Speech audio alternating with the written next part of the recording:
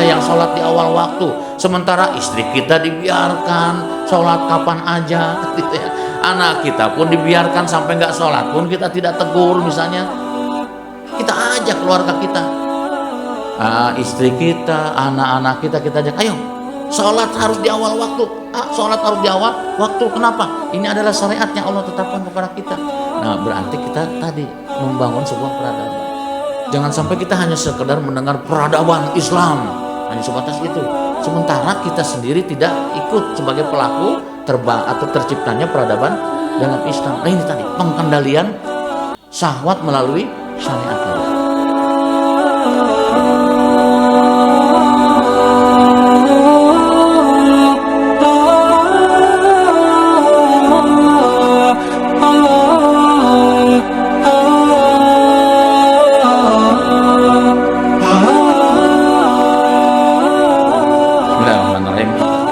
Assalamualaikum warahmatullahi wabarakatuh. Innal hamdalillah nahmaduhu wa nasta'inuhu wa nastaghfiruh wa natubu ilaihi wa na'udzubillahi min syururi anfusina wa sayyiati a'malina may yahdihillahu fala mudilla lahu wa may yudlilhu fala hadiyalah. Asyhadu an la ilaha illallah wahdahu la syarikalah wa asyhadu anna Muhammadan abduhu wa rasuluhu allazi la nabiyya ba'dah. Amma ba'du.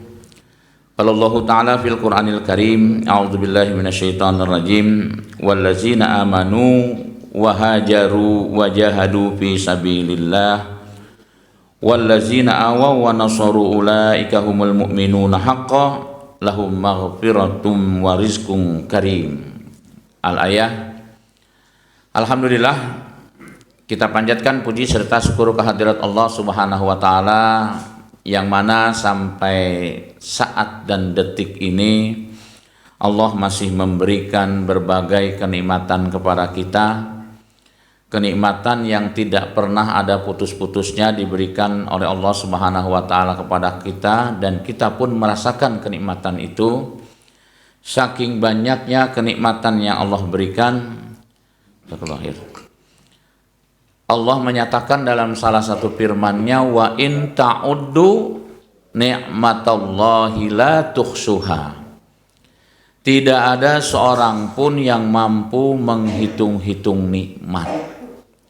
Dari semenjak diciptakannya manusia Adam alaihissalam sampai hari ini, bahkan sampai menjelang datangnya kiamat pun tidak ada yang bisa menghitung-hitung nikmat.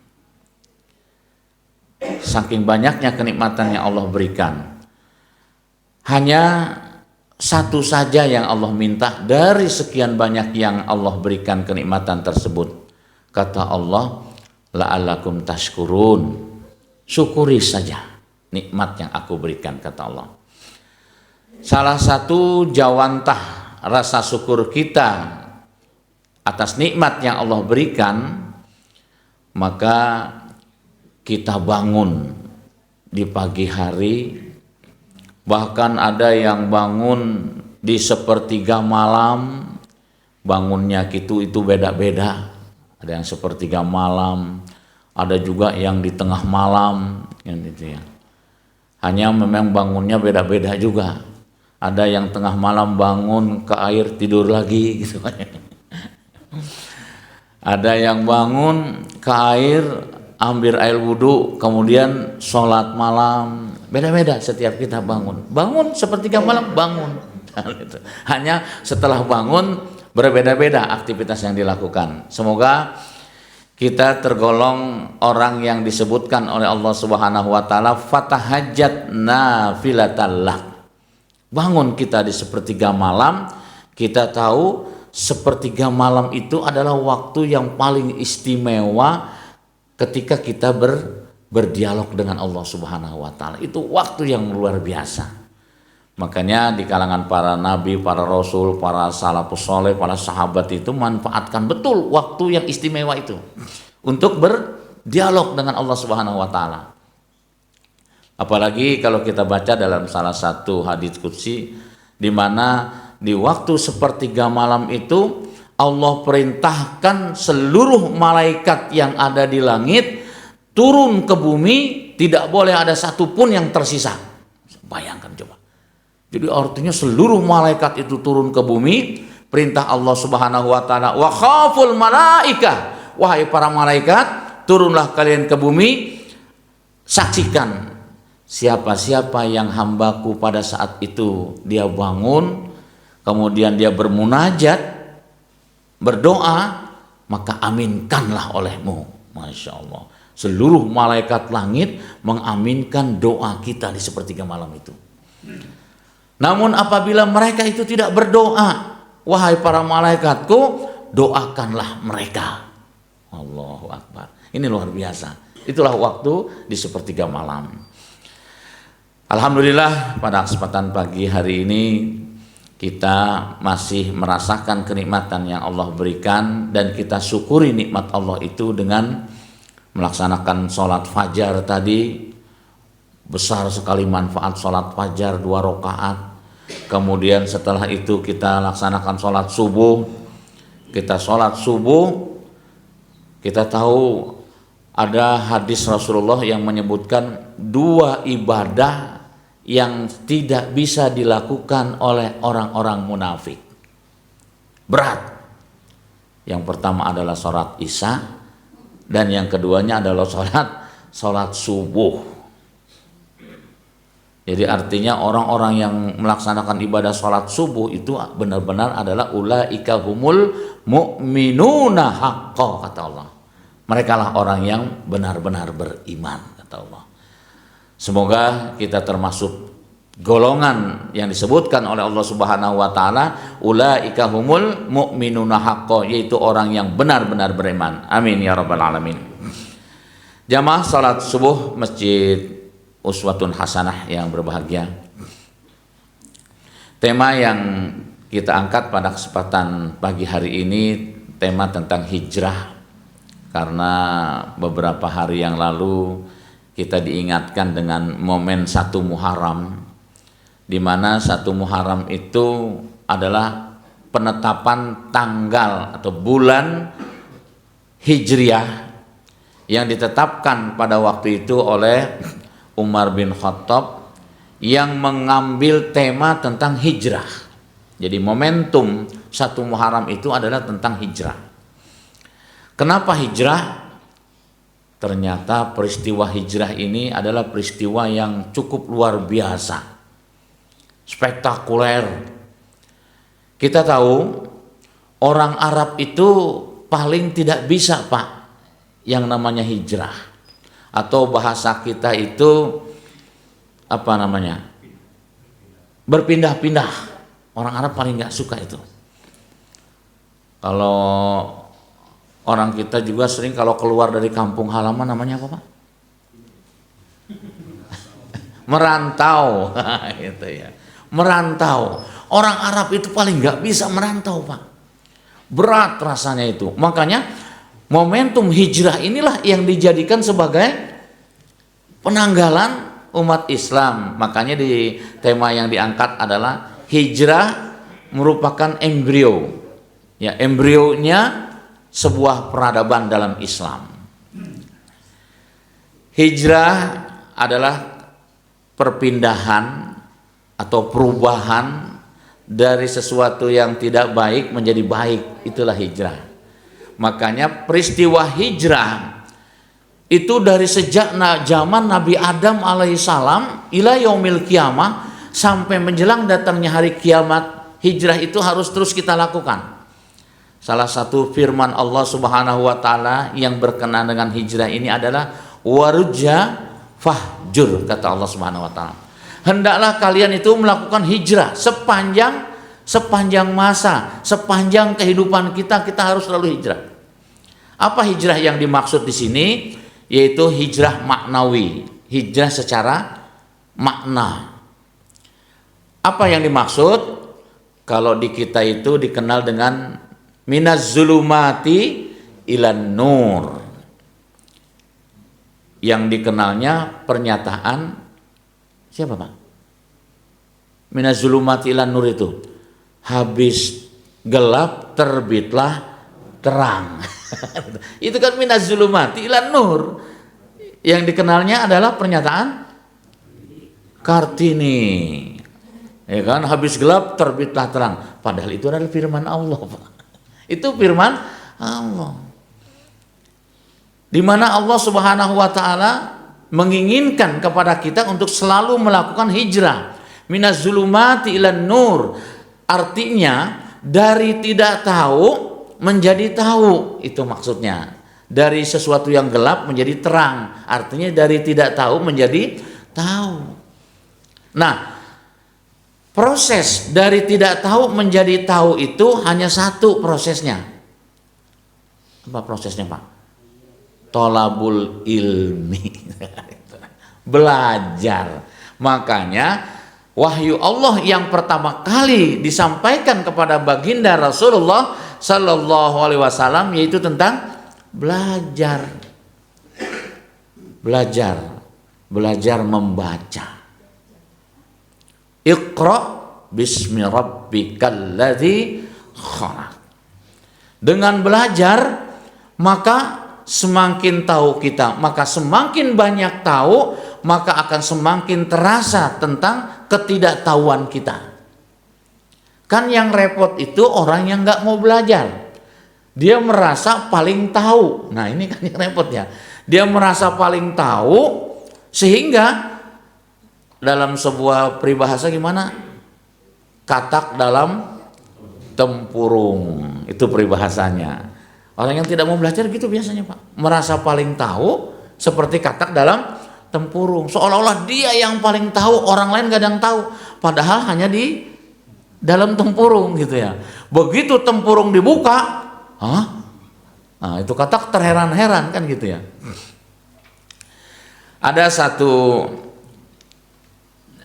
apa ya namanya, kalau mau dibilang sebuah ilustrasi lah ya. Seorang petani, dia sedang mengerami telur-telur ayam. Sudah rutin ya, petani itu mengerami, bukan petaninya yang mengerami, Pak ya, ayam yang mengerami telurnya. Kemudian dirawat oleh para petani. Ketika sedang berjalan, petani itu menemukan ada sebutir telur, ya, sebutir telur itu terpisah sendiri, tapi beda. Kok telurnya besar? Beda dengan telur ayam pada umumnya. Maka diambillah satu butir telur itu, kemudian disatukan dengan telur-telur yang sedang dierami oleh ayam, oleh induk ayam itu. Seiring dengan berjalannya waktu, tibalah waktu di mana telur-telur ayam itu mulai menetas. Ya, telur ayam itu mulai menetas. Ketika terjadi penetasan, maka terjadilah kehidupan. Betul, Pak ya? Jadi kehidupan itu terjadi ketika ada penetasan, ada pembukaan di sana. Satu persatu telur itu pecah, keluarlah anak ayam satu persatu, tibalah sebutir telur yang berbeda bentuknya, termasuk sama yang ditetaskan, menetas dia. Begitu menetas, ternyata apa yang terjadi, kok beda ini satu butir telur. Ternyata satu telur yang dimaksud itu adalah telur elang, Pak. Itu. Jadi elang. Hiduplah seekor elang dengan anak ayam yang lain. Gitu. Hidup hari demi hari dilalui, berganti pekan, ya kan, sampai berganti bulan. Besarlah anak ayam dan juga anak elang, kan gitu. Ketika sedang bermain-main, ya, anak ayam itu dengan anak elang, ya, yang semakin hari semakin besar, maka seekor elang itu tiba-tiba terperanjak melihat seekor elang yang sedang terbang melayang-layang dengan gagahnya. Kemudian seekor anak elang tadi mengatakan kepada anak-anak ayam yang lain, "Hei, kalau saja kita bisa seperti dia." Gitu ya. Maka akan gagahlah kita. Begitu kata anak elang. Begitulah sehari-hari. Setiap kali bertemu dengan elang, dia katakan, kalau saya bisa seperti itu, kalau kita bisa seperti itu, wah luar biasa kita ini. Apa Pak makna yang bisa kita ambil dari seekor elang yang hidup berlama-lama dengan ayam? Inilah yang dimaksud dengan minaz zulumati ilan nur. Itu Pak ya. Jadi seekor elang dia tidak merasa dia adalah elang. Itu masalahnya Pak ya. Dia tidak merasa dia adalah seekor elang yang sesungguhnya dia bisa terbang sebagaimana elang pada umumnya, kan begitu. Tapi karena dia memposisikan diri sebagai anak-anak ayam, ya sudah, sehingga sayap yang begitu gagah dia tidak bisa gunakan. Nah, itulah yang boleh jadi terjadi di kalangan umat Islam yang tidak mau belajar, Pak. Kayak gitu Pak ya. Padahal punya kecerdasan. Islam itu punya mengajarkan tentang berapa Pak? 3 kecerdasan. Jadi kita diajarkan di dalam agama kita itu untuk mengasah 3 kecerdasan. Yang pertama adalah kecerdasan intelektual. Makanya ayat yang pertama kali diturunkan oleh Allah Subhanahu wa taala adalah ayat yang mengajarkan tentang kecerdasan intelektual. Belajar, membaca terus, kita baca. Semakin banyak kita membaca, maka semakin ketahuan ketidaktahuan diri kita. Jadi saya teringat dengan Profesor B.J. Habibie yarhamullah, di mana B.J. Habibie itu dia punya komitmen dalam 1 hari 2 jam diluangkan waktunya untuk membaca. Padahal profesor Pak, orang profesor kayak lain. Membaca udah males, apa yang coba. Jadi Pak Habibie itu sebuah komitmen sampai menjelang ajalnya, dia berkomitmen meluangkan waktu 2 jam dalam 1 hari untuk membaca. Apa saja yang dibaca? Tentunya bagi kita yang pertama kali kita prioritaskan membaca Al-Quran, karena Al-Quran itu adalah sumber ilmu pengetahuan. Ya, Al-Quran itu adalah sumber ilmu pengetahuan. Kita bisa lihat literatur yang ada sekarang. Literatur sekarang itu banyak ditulis oleh pakar-pakar kesehatan, para dokter itu menulis tentang kesehatan. Kemudian mengutip ayat-ayat Al-Quran, referensi kedokteran itu banyak sekali Allah angkat di dalam Al-Quranul Karim. Luar biasa. Sampai-sampai Allah menjelaskan tentang proses penciptaan manusia yang berada dalam rahim itu begitu rinci Allah jelaskan dalam Al-Quran itu. Innal insana khuliqa halu'a. Ini sebagai titipan yang disebutkan oleh Allah Subhanahu wa taala, bahwa manusia itu diciptakan oleh Allah Subhanahu wa taala dengan keserba-salahannya. Nah ini. Namun di dalam surat Al-Mu'minun Allah Subhanahu wa taala menjelaskan bahwa manusia diciptakan dari sulalati min tin, dari saripati tanah. Cuman yang saya tidak habis pikir, ketika Allah Subhanahu wa taala pada waktu itu memerintahkan kepada para malaikat dan juga jin untuk sujud kepada Adam. Fasajadu illa iblis. Para malaikat dan jin semuanya pada sujud kecuali ada salah satu bangsa jin yang namanya iblis. Dia tidak mau sujud. Apa yang menyebabkan iblis ini tidak mau sujud? Dia mengatakan aba wastakbar. Aku lebih hebat. Kehebatan itulah yang membuat dirinya menjadi sombong. Apakah kesombongan yang dia ucapkan itu? Apa? Ana khairu minhu. Saya lebih baik dari manusia. Kenapa saya harus sujud? Khalaqtani min nar wa khalaqtahu min tin. Begitu kata iblis. Aku lebih mulia dari manusia karena aku diciptakan dari api, sementara manusia dari tanah. Yang saya tidak habis pikir, dari mana dasarnya api itu lebih mulia dari tanah? Coba. Itu kan persepsi. Itu kan persepsi. Persepsi iblis bahwa api itu lebih mulia dari tanah. Kalau persepsi kita manusia, boleh jadi tanah lebih mulia dari api. Kan itu persepsi, kan gitu ya. Maka supaya persepsi itu tidak berkembang terlalu jauh sehingga menjadikan makhluk-makhluk Allah itu menyombongkan diri. Coba malaikat, kok dia tidak menyatakan lebih mulia ya dibandingkan dengan manusia? Malaikat tidak berpersepsi aku lebih mulia dari manusia. Kenapa? Karena aku diciptakan oleh Allah dari nur, cahaya, kan gitu. Sementara manusia dari tanah. Cahaya itu lebih mulia daripada tanah. Kenapa kok malaikat tidak berpersepsi seperti itu?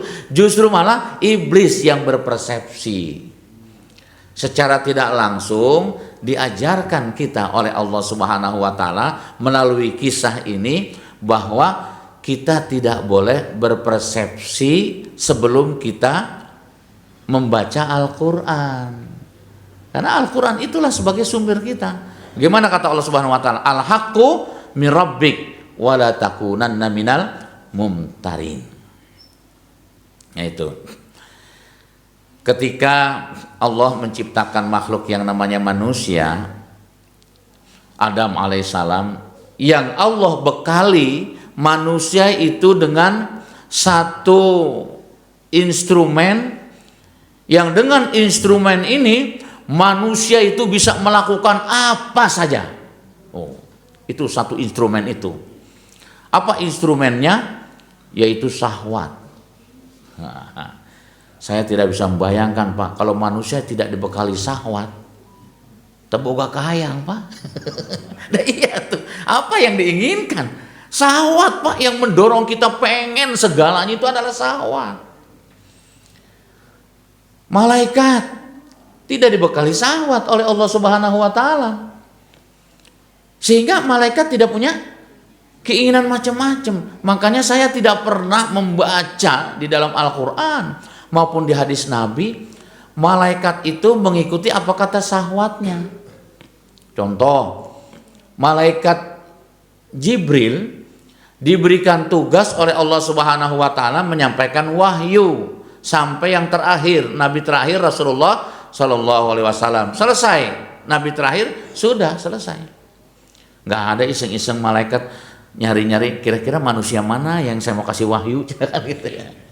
Ternyata yang dikasih wahyu itu ternyata apa? Seorang istrinya Pak Wahyu. Dikasih wahyu. Ada di sini Bu Wahyu. Nah itu. Jadi malaikat Jibril itu begitu selesai tugasnya, ya sudah. Nggak mau iseng-iseng. Enggak.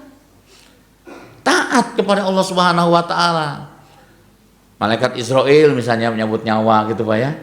Nggak ada istilah malaikat iseng-iseng. Rek nyambut nyawa si eta cenah, nggak ada itu ya, nggak ada. Semua daftar ya nyawa manusia itu ada di tangan malaikat Israel semuanya.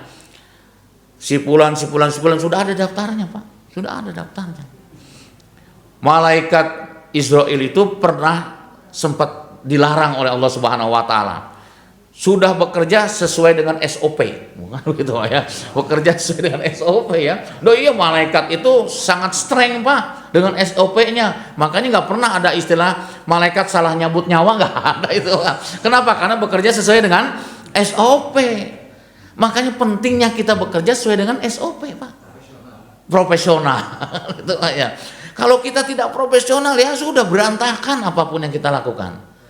Nah, malaikat begitu. Begitu lihat ada, ada salah seorang yang pada waktu ingin dicabut nyawanya.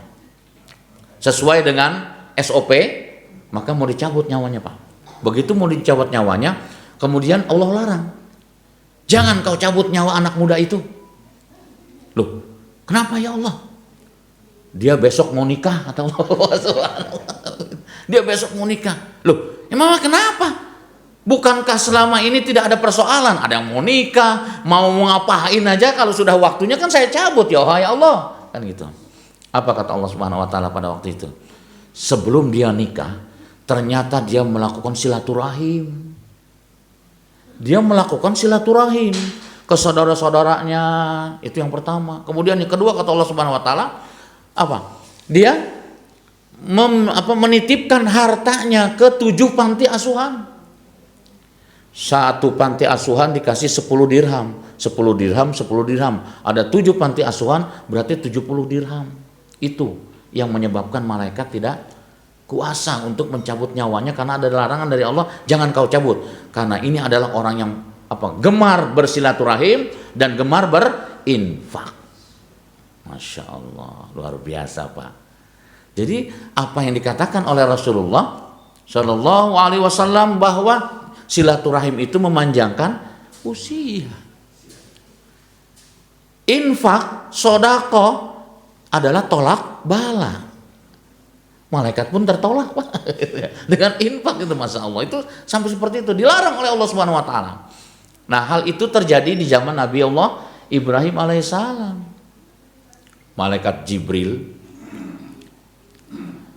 datang ke rumah Nabi Allah Ibrahim, ternyata berpapasan dengan anak muda. Maka ditanya oleh malaikat ketika bertemu dengan Nabi Allah Ibrahim, wahai Ibrahim, siapa anak muda itu?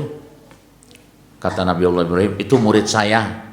Ada perlu apa dia datang ke kamu?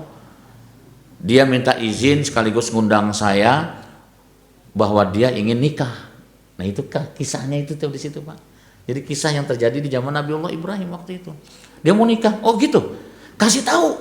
Kata malaikat Jibril, kasih tahu. Usianya nggak sampai besok. Gitu. Usianya nggak sampai besok. Nabi Ibrahim kan bingung ya. Mau dikasih tahu usianya sampai besok. Maksudnya apa? Biar jangan nikahnya besok, malam ini aja langsung nikah gitu. Nabi Ibrahim bingung. Udahlah, ngalir aja, kata Nabi Allah Ibrahim, mengalirlah. Sampai akhirnya apa yang telah dijanjikan itu terjadi. Apa? Dia bisa nikah. Kok nggak mati? Kan katanya nggak sampai besok usianya. Ternyata masih berlangsung. Rupanya itu tadi kisah malaikat Israel yang ingin menyabut nyawanya dilarang oleh Allah. Ternyata pemuda itu ketika hendak nikah, dia datang silaturahim ke rumah keluarganya, kemudian dia infak ke 7 panti asuhan. Apa yang terjadi? Apa yang telah digambarkan? Ternyata 10 dirham itu memanjangkan usia sampai 10 tahun. Ternyata pemuda yang nikah itu yang digambarkan nggak sampai besok, ternyata usianya panjang sampai 70 tahun pernikahannya. Masya Allah. Kenapa? Karena 7 panti asuhan, 1 panti asuhan 10 dirham. 10 dirham itu memanjangkan 10 tahun usia. Masya Allah, itu luar biasa. Terus sampai ada ngitung-ngitung gitu, Pak. Biar usia orang panjang 10 dirham tambah 10 tahun gitu ya. Nah, inilah sebuah gambaran. Maka oleh karenanya pada kesempatan yang berharga ini, embrio itu cikal bakal. Cikal bakal hijrah ini adalah cikal bakal peradaban Islam. Apa sih peradaban kan, Pak ya? Peradaban itu artinya memanusiakan manusia, itu peradaban. Kan sekarang ini terjadi di mana banyak manusia tidak memanusiakan manusia. Ada yang menganggap hewan sehingga diperlakukan seenaknya saja. Bayangkan seorang suami itu memperlakukan istri sewenang-wenang, gimana dia? Kan banyak terjadi sekarang, Pak. Begitu dia nggak suka, tempeleng, nggak cukup tempeleng, dia bunuh. Bayangkan coba. peradaban itu memanusiakan manusia. Ini itu yang pertama. Kemudian yang kedua, peradaban di dalam Islam ini adalah mengedepankan syariah ketimbang syahwat. Nah sekarang yang kedua ini Pak ya. Kalau yang pertama memanusiakan manusia, insya Allah kita sudah Pak ya memanusiakan manusia kan Pak ya. Kita jaga, kita pelihara istri dan anak kita. Bukan hanya itu, kita sama-sama jaga tetangga di antara kita. Lebih luas lagi, kita jaga, kita pelihara manusia yang ada di negeri Indonesia, kita jaga. Itulah sebuah peradaban. Hanya yang kedua persoalannya Pak. Peradaban Islam sebagaimana yang terjadi di zaman Rasulullah Shallallahu Alaihi Wasallam sampai 800 tahun peradaban itu terjadi dalam Islam, 8 abad Pak. Saat ini peradaban tidak terjadi di dalam Islam, tapi di kalangan orang Yahudi. Peradaban. Apa yang terjadi? 1 abad pun belum Yahudi menguasai dunia, tapi sudah porak-poranda dunia saat sekarang ini. Kenapa? Tadi persoalannya. Yang kedua, tidak mampu menempatkan syariah ya kan, di atas segalanya. Yang ditempatkan adalah syahwat di atas segalanya. Makanya konsep Yahudi itu adalah menghalalkan segala cara, yang penting tujuan tercapai. Itu tidak boleh terjadi pada diri kita Pak. Makanya diajarkan kita oleh Allah Subhanahu wa taala, momen yang terbaik di bulan Muharram ini adalah bagaimana kita bisa menempatkan syariat di atas syahwat kita. Syahwat itu jangan sampai dibuang.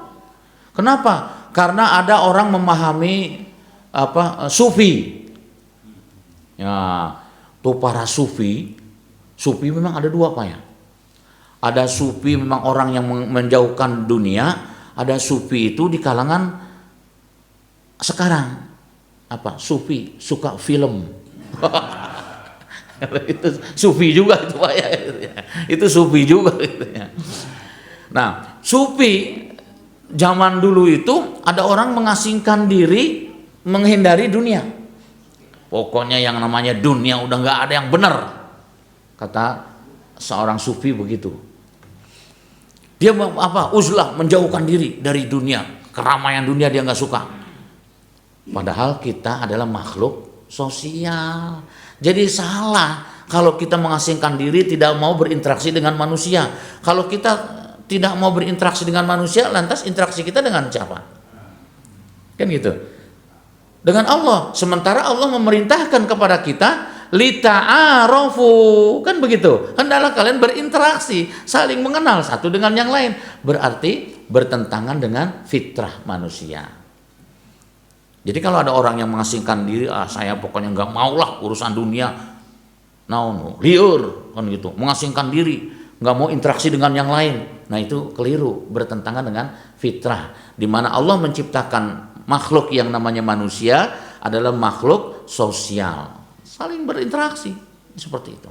Makanya yang paling utama, karena Allah tahu manusia dibekali oleh Allah dengan syahwat. Tahu sendiri kan Pak, yang namanya syahwat itu segala hayang kan syahwat itu. Iya, syahwat begitu. Di zaman Rasulullah itu sampai dinyatakan oleh Rasul itu, syahwat manusia itu kalau sudah dikasih satu gunung, pengen gunung yang kedua. Udah dapat gunung yang kedua, pengen yang ketiga, dan itulah syahwat. Nggak akan pernah ada berhentinya. Apakah dengan kalau begitu lebih baik saya bunuh saja syahwat saya, itu seperti kalangan sufi. Kan gitu ya. Dia bunuh syahwatnya, saya sudah tidak menyukai dunia. Nggak begitu. Justru yang paling utama itu, kalau saya ibaratkan syahwat ini adalah gas dalam kendaraan. Gas kan penting Pak ya. Bayangkan coba, kalau kendaraan nggak ada gas, mau jalan atuh Pak. Iya kan, mau jalan. Kalau saya ibaratkan, syahwat itu adalah gas. Gas, mangga mau digas sekencang-kencangnya apapun silakan. Tapi ingat, Allah bekali dengan setir dan rem. Itu. Setir untuk membelokkan kan gitu ya. Begitu syahwat mau nabrak kan rem kan gitu Pak ya. Atau misalnya ketika syahwat mau nabrak itu hindari dengan setir kan gitu. Kalau nggak bisa dengan setir ya rem kan begitu. Nah, syariat itu adalah setir dan rem. Itu syariat Pak. Makanya kalau Allah hanya membekali syahwat berarti Allah zolim. Ke manusia itu Allah zolim. Karena Allah tidak bersikap zolim kepada makhluknya, maka Allah bekali syariat supaya tidak tabrak sana, tabrak sini. Nah, begitu Allah sudah bekali dengan syariat, ternyata manusia masih suka nabrak sana, nabrak sini. Nah, berarti yang zolim siapa? Manusianya. Gitu. Jadi Allah sudah berikan syariat itu supaya tidak tabrak sana, tabrak sini. Itu fungsi syariah Pak, Masya Allah, itu luar biasa. Nah, yang kita pahami ya selama ini syariat itu hanya sebatas hukum Islam.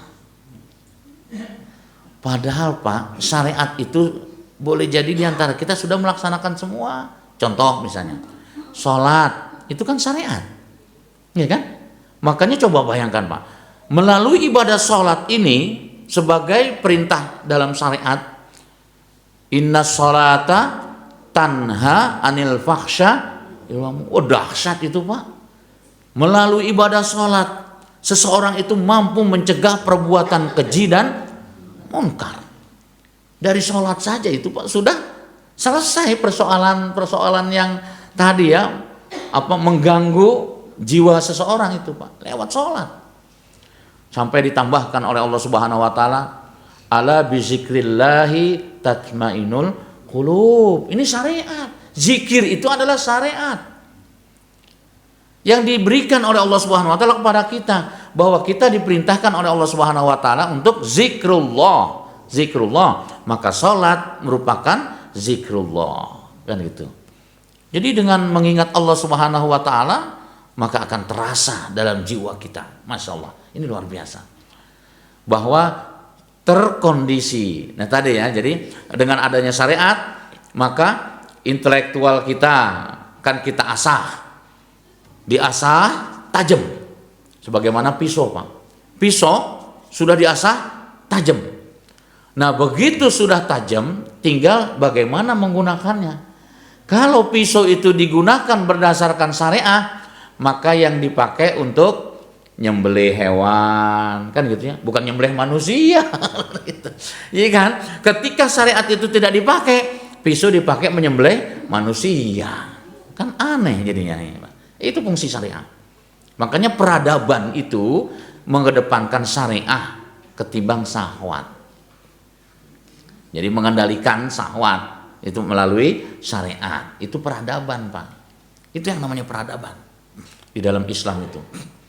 Nah, pengendalian syahwat kita melalui praktek ibadah sholat yang sama-sama kita sudah lakukan ini, terkadang masih juga lepas syariat itu, masih syahwat yang terkedepankan. Contohnya gimana Pak? Sederhana saja.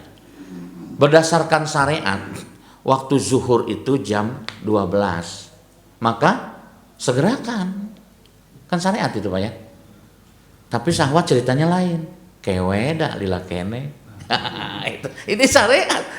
Syariat sudah menggariskan zuhur jam 12.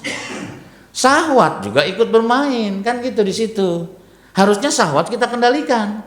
Kata syahwat itu zuhur kan masih panjang, 2 jam juga masih bisa ketemu zuhur. Itu kata syahwat. Tapi syariat yang mengendalikan, tidak, harus di awal waktu.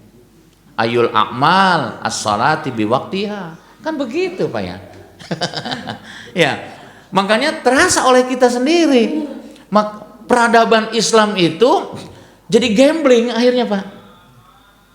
Gambling, umat Islam mayoritas, tapi ternyata di dalam agamanya sendiri pun masih belum bisa mengendalikan syahwat.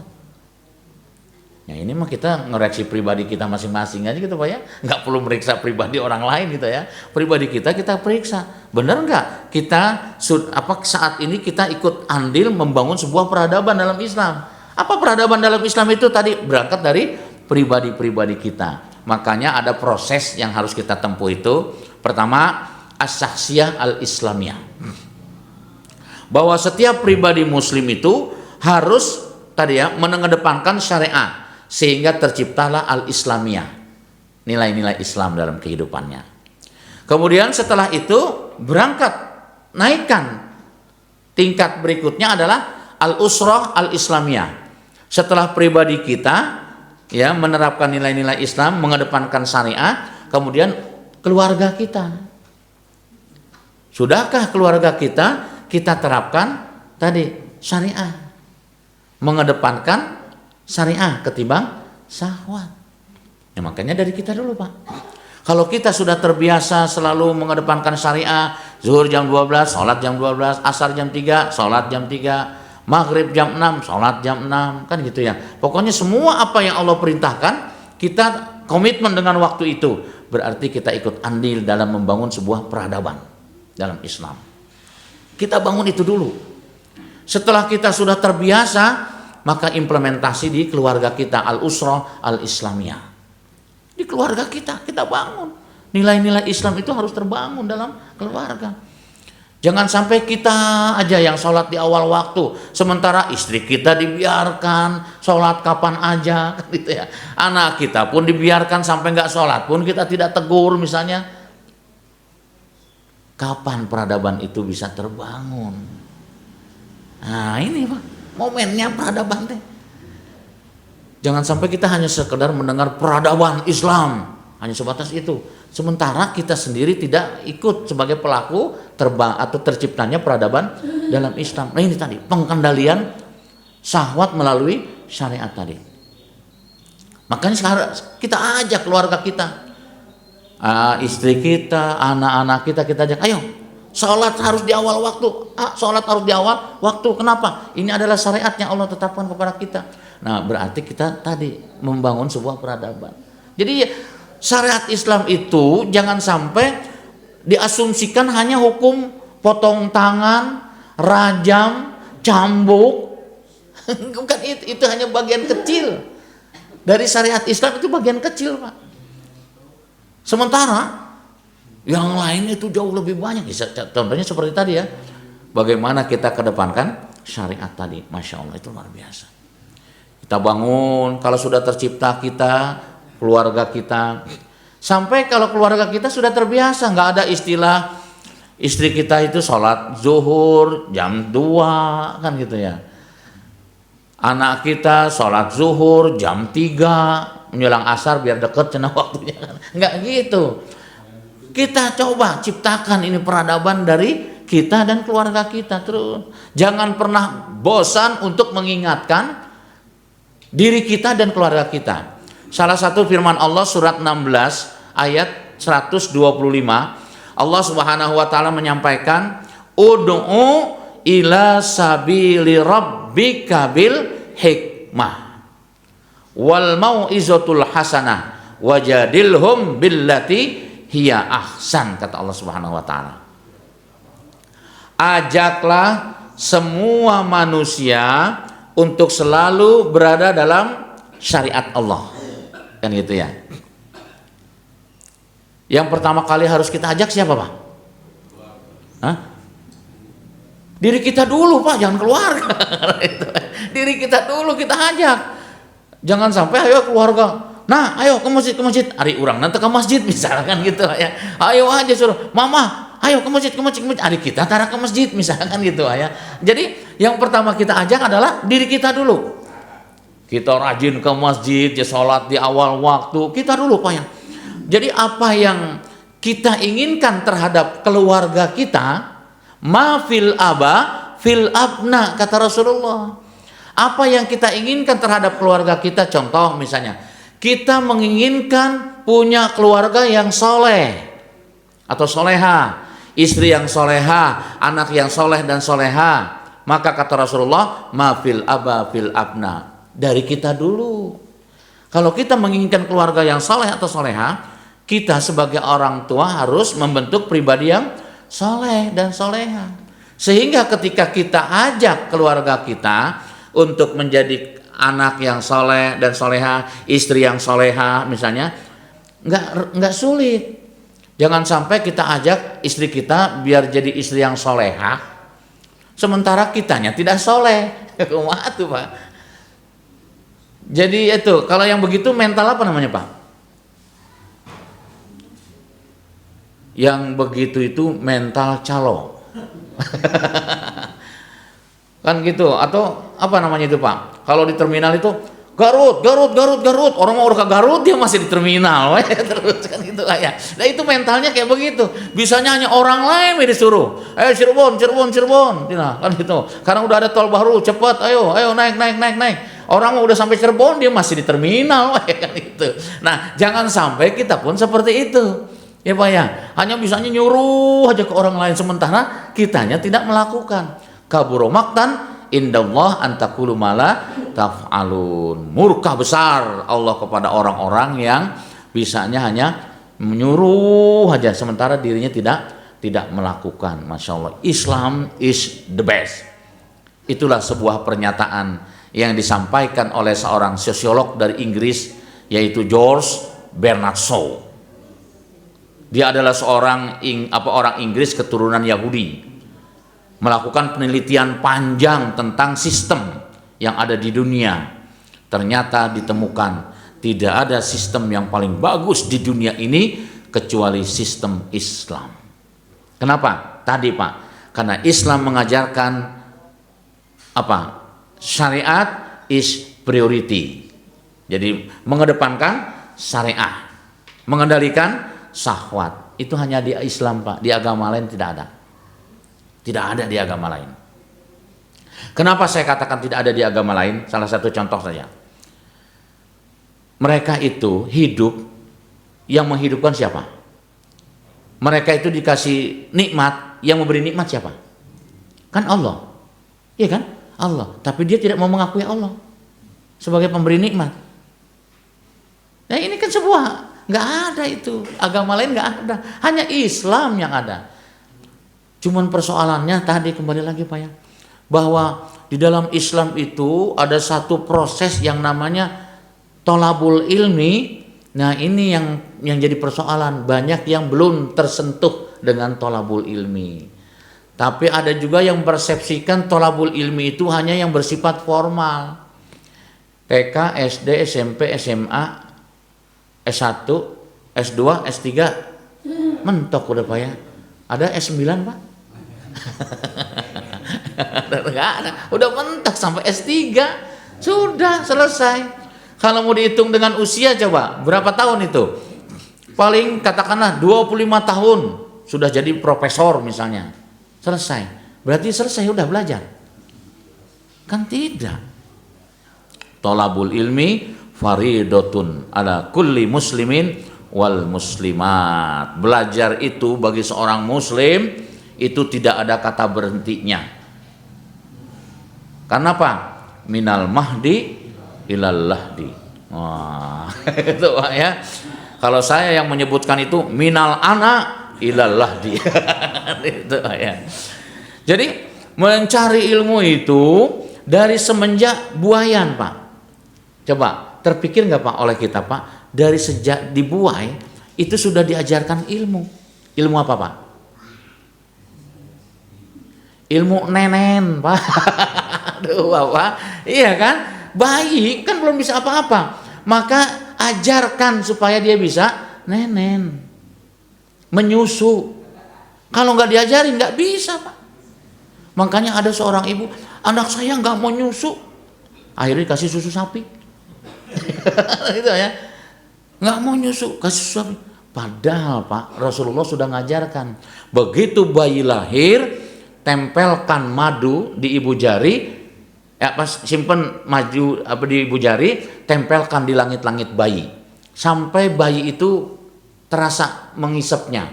Begitu sudah terasa diisap, disuruh nenen, langsung bisa. Itu pelajaran pertama, minal mahdi teh Pak. Iya. Itu, ya. Yang namanya minal mahdi itu di situ, Pak. Iya. Jadi mahdi itu ya senang dibuai, Pak. Iya. Nah, jadi sejak dibuah itu ilallah sampai masuk ke liang lahat. Dan kita kan belum masuk ke liang lahat, tapi udah berhenti belajar. Seorang anak diperintahkan oleh orang tuanya, "Nak, belajar." "Belajar kamu?"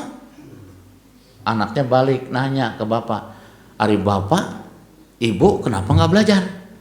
Terus jawabnya gimana, Pak? Terus saya mau udah selesai sekolahnya, udah lulus, cina gitu. Si anak pinter, Pak. "Pak, belajar itu dari semenjak dibuai sampai masuk liang lahat. Bapak kan belum masuk liang lahat." Aku masuk jawaban, Pak. Kata anak, cerdas anaknya, Pak. Kan diungkapkan hadis Nabi tadi. Bapak, ibu kan belum masuk liang lahat, kenapa berhenti belajar? Nah, ini, Pak. Jadi belajar itu baru boleh berhenti sampai masuk liang lahat. Rasulullah Shallallahu Alaihi Wasallam sampai menjelang akhir hidupnya masih belajar dengan malaikat Jibril. Nah, gurunya Rasul adalah Jibril. Dan siapa yang berani ngajar ke Rasul selain Jibril, kan gitu. Maka Rasulullah belajar ke Jibril sampai menjelang akhir hayatnya. Apa pelajarannya, Pak? Begitu Rasulullah kedatangan malaikat Jibril, kemudian Rasulullah bertanya kepada malaikat Jibril, "Wahai Jibril, aku sudah ikhlas untuk segera menghadap Allah Subhanahu wa taala. Tapi bagaimana dengan umatku?" Tuh, bayangkan, Pak. Pelajaran apa yang bisa diambil? Itu adalah pelajaran care, Pak. Sifat peduli terhadap umat Rasulullah itu. Itu pelajaran. Jadi Rasulullah masih belajar dengan malaikat Jibril, Pak, menjelang akhir hayat masih belajar. Itu. Sampai seperti itu. Kemudian yang kedua, pelajaran yang diajarkannya oleh malaikat Jibril itu pada saat dialog diskusi dengan Rasulullah Shallallahu Alaihi Wasallam di situ, bahwa Rasulullah ingin itu bahwa seluruh umatnya itu masuk surga. Allahu Akbar, itu luar biasa. Jadi kepedulian Rasulullah itu sampai sedemikian terhadap umatnya. Kenapa kok yang disampaikan itu bukan keluarga, Pak? Enggak, "Wahai malaikat Jibril, bagaimana dengan keluargaku?" Kok enggak itu, Pak, yang ditanya. Ini pelajaran yang berharga.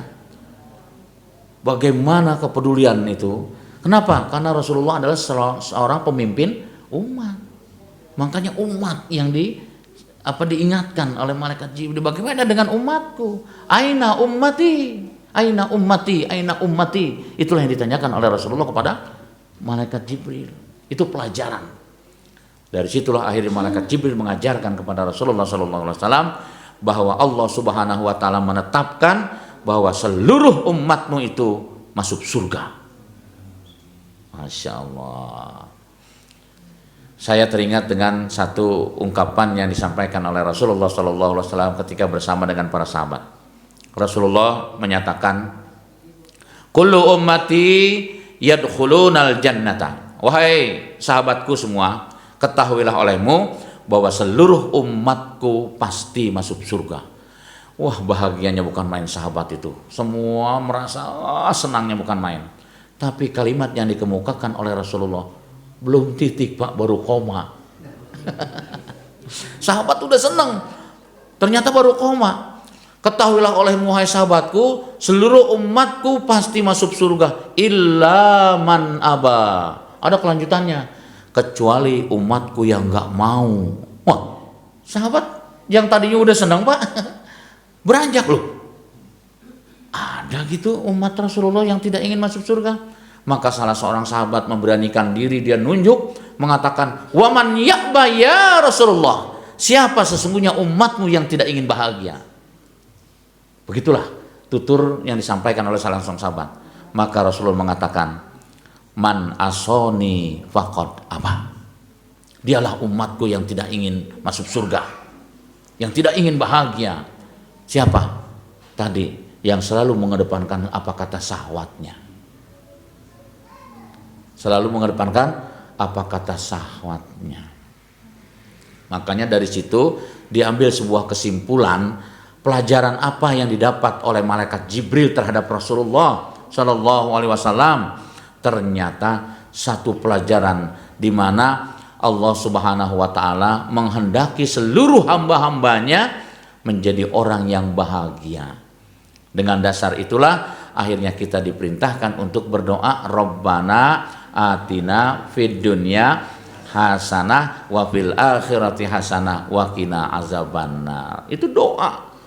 Emang disebutnya sapu jagat. Memang luar biasa doa itu, Pak. Kita diajarkan oleh Allah Subhanahu wa taala untuk bahagia di dunia dan bahagia di akhirat, dimasukkan ke dalam surga oleh Allah Subhanahu wa taala. Waktu suruk sudah tiba. Momen waktu suruk kita manfaatkan, semoga Allah berikan kemampuan kepada kita untuk minal zulumati ilan nur. Kalau bahasa saya itu minal jahiliyah ilal ma'rifah. Dari kejahilan menjadi ma'rifah. Jahil itu maksudnya kebodohan, menjadi cerdas. Minal ma'rifah ilal fikrah. Kecerdasan yang kita miliki itu harus terbangun sebuah paradigma. Ilal fikrah. Minal fikrah ilal harokah. Dari paradigma yang kita miliki itu, maka terciptalah sebuah gerakan, kerja, aktivitas. Minal harokah. Minal harokah ilal muntijah. Kerja-kerja kita harus profesional. Nah, seperti itu.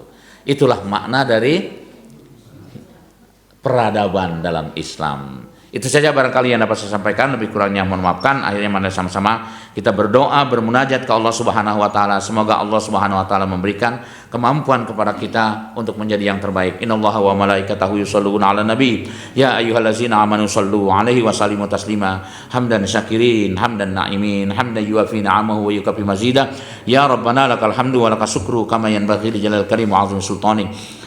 Allahumma inna nas'aluka ridhaka wal jannah wa na'udzubika min sakhatika wan nar. Allahumma inna nas'aluka salamatan fid din wa afiyatan fil jasadin wa ziyadatan fil ilmin wa barakatan fil rizqin wa taubatan qabla al maut wa rahmatan indal maut wa maghfiratan ba'dal maut. Sallallahu hawin alaina fi sakaratul maut wan najati wal afa indal hisab. Allahumma a'izzal islam wal muslimin wa azil sirqa wal musyrikin wansur ibadakal muahhidin. Allahumma alif baina qulubihim wa aslih zata bainihim wansurhum ala aduwika wa aduwihim. Allahumma al'an kafarat ahlal kitab allazi yasudduna an sabilik wa yukazzibuna rusulak wa yuqatiluna awliyak. Allahumma khalif baina qalbihim wa zalzil aqdamahum wa anzil bihim ba'sakal ladzi la tarudduhu 'anil qaumil mujrimin. Allahumma rabbana atina fid dunya hasanah wa fil akhirati hasanah wa qina azabannar. Subhana rabbika rabbil izzati amma yasifun wa salamun alal mursalin walhamdulillahi rabbil alamin. Aqulu qouli hadza wa astaghfirullahal azim li wa lakum minkum. Assalamualaikum warahmatullahi wabarakatuh.